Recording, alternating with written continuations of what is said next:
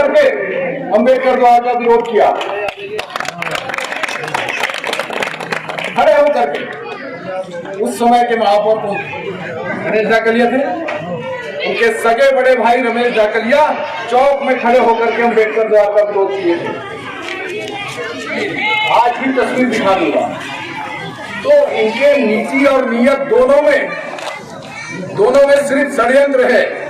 आज ये केवल पैसा और दबाव सरकार के दम पर, यहाँ पर हमारा एक छोटा सा कार्यकर्ता है मुकेश शर्मा, रैली में है, उनके यहाँ कार्यालय खोल दिए, उसको 2 नोटिस नगर निगम ने दिया है, 2 नोटिस अवैध निर्माण का।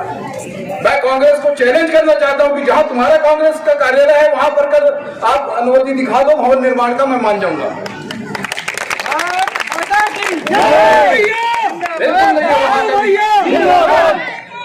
और आश्चर्य की बात तो ये है कि उस मुकेश शर्मा के पिताजी जीवन भर कांग्रेस के लिए समर्पित रहे। उस परिवार को नोटिस देने से पहले इनको शर्म दी है,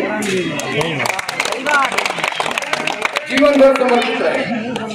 अरे शर्म करो भाई, तुम्हारा अपना परिवार है, बच्चा हमारे साथ जुड़ गया, उनके पिताजी के रहते जुड़ा हुआ है। आज हमने वहाँ कार्यालय खोल दिया तो आपने 2 नोटिस थमा दी। एक हमारा कार्यकर्ता सोशल मीडिया में काम करता है, उसकी पत्नी गवर्नमेंट डिपार्टमेंट में है, शोभा सोनी का भाई है वो, और वो शोभा सोनी का भाई है, उसकी पत्नी का ट्रांसफर राजनांदगांव से मानपुर कर दिया गया। क्या ऐसा कभी होता है राजनीति में? मैं आप सब लोगों से यही निवेदन करना चाहता हूं कि 17 नंबर को उखाड़ के फेंको, उसके बाद हम इस सरकार को भी उखाड़ के फेंकेंगे। समाज का निर्णय हुआ, उसके ऊपर पूरा करने के लिए 25 लाख रुपए की जरूरत थी। हमने रमन सिंह जी से निवेदन करके वो 25 लाख रुपए ले आए, लेकिन स्टे के कारण निर्माण नहीं हो पाया। बाद में कोई सुदेश देशमुख है, और वो कौन है नाम, कोई सुदेश देशमुख है, उन्होंने अपने समाज के लिए एक भवन की मांग किया कि हमको भवन का पैसा दीजिए और रेवाड़ी में बना दीजिए। तो इन लोगों ने पूरी तैयारी कर लिया कि जो कम्युनिटी हॉल वार्ड नंबर 16 यानी सिविल लाइन में मुस्लिम समाज के लिए बनने के लिए जो 25 लाख रुपए था, उसको वहां पर ट्रांसफर कर देंगे। और उस सुदेश देशमुख के समाज को बनाने के लिए उन लोगों ने पूरी तैयारी कर लिया था। इसका नोटिस, इसका आवेदन, इसका जितनी प्रक्रिया नगर निगम में हुई, उसे मैंने कल पूरे समाज के लोगों को अवगत कराया, उनकी कॉपी दी। उसके बाद जब मुझे पता लगा कि ये भवन का पैसा ट्रांसफर हो रहा है, मैंने किसी नेहरू से, नेता प्रतिपक्ष से बात किया, मैंने पारस से बात किया, पारस इसको जाकर के आपत्ति करो। जावेद अंसारी जो उस समय अध्यक्ष थे, उनसे मैंने बात किया कि आपका पैसा ट्रांसफर हो रहा है, सब समाज ने जाकर के आपत्ति किया, तब वो काम रुका। आज मैंने हमारे कार्यकर्ता अफजल भाई हमारे साथ चल रहे हैं, उसके व्हाट्सएप में एक मैसेज देखा कि हेमा देशमुख ने, जो महापौर है हमारी, उन्होंने एक लेटर इशू किया है बिना तारीख के, बिना रजिस्ट्रेशन नंबर के। उसमें ये लिखा है कि ये पैसा आरक्षित है। अरे तुम्हारी नीयत साफ ही नहीं थी। ये पैसा आपने अपने समाज को देने के लिए, आपने अपने पति के मांग पर देने के लिए पूरी तैयारी कर ली थी। यदि वो भारतीय जनता पार्टी के कार्यकर्ताओं को पता नहीं चलता तो वो पैसा ट्रांसफर हो गया होता। स्वयं जानते हैं आचार संहिता चल रहा है, इस बीच में कोई नया कार्य न तो किया जा सकता है और न ही नगर निगम प्रशासन का दुरुपयोग किया जा सकता है। सत्ता से जुड़े हुए जो यहाँ पर कुछ जनप्रतिनिधि लगे हुए हैं, सत्ता में जो बड़े पदों में बैठे हैं, वो सत्ता का दुरुपयोग निरंतर कर रहे हैं और इसमें आयुक्त की मिलीभगत हो सकती है।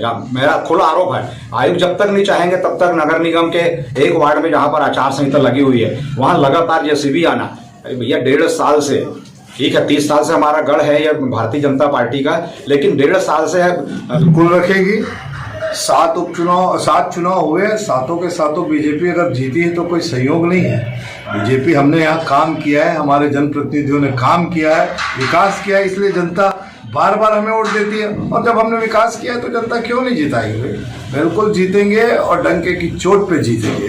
चाहे कांग्रेस की सरकार जरूर है, उसका दुरुपयोग वो लोग कर रहे हैं, डराने का, धमकाने का और ये प्रलोभन देने का काम, लेकिन इससे कुछ होने वाला नहीं है। उन्होंने इन सालों में कभी कोई झांक के वार्ड की तरफ देखा नहीं है और हमने विकास किया, धरातल पे दिखता है विकास। आप वार्ड में गलियों में जाएंगे तो आपको विकास दिखता है और इसीलिए भारतीय जनता पार्टी के प्रत्याशियों को बार बार यहाँ के लोगों का आशीर्वाद मिला है और इस बार भी निश्चित रूप से आशीर्वाद मिलेगा, ये मुझे पूरा विश्वास है। और ये चुनाव जिस ढंग से लड़ा जाता है तैयारी से हम लड़ रहे हैं और निश्चित रूप से चुनाव जीतेंगे, कहीं कोई दिक्कत नहीं। मतदाता पूरी तरीके से भारतीय जनता पार्टी के प्रत्याशी के पक्ष में है और शायद राजनांदगांव के इतिहास में ये पहली बार है कि चुनाव में सत्ता का, प्रशासन का जिस तरीके से दुरुपयोग हो रहा है, भारतीय जनता पार्टी के कार्यकर्ताओं को डराने के लिए, दबाने के लिए, चुनाव को प्रभावित करने के लिए कांग्रेस के नेता हर हथकंडे अपना रहे हैं। हमारे कार्यकर्ताओं के घर में जबरदस्ती जानबूझ के चुनाव के दौरान नोटिस दिए जा रहे हैं। बूथ के हमारे कार्यकर्ताओं को फोन किया जा रहा है कि चुनाव के बाद तुमको देख लेंगे।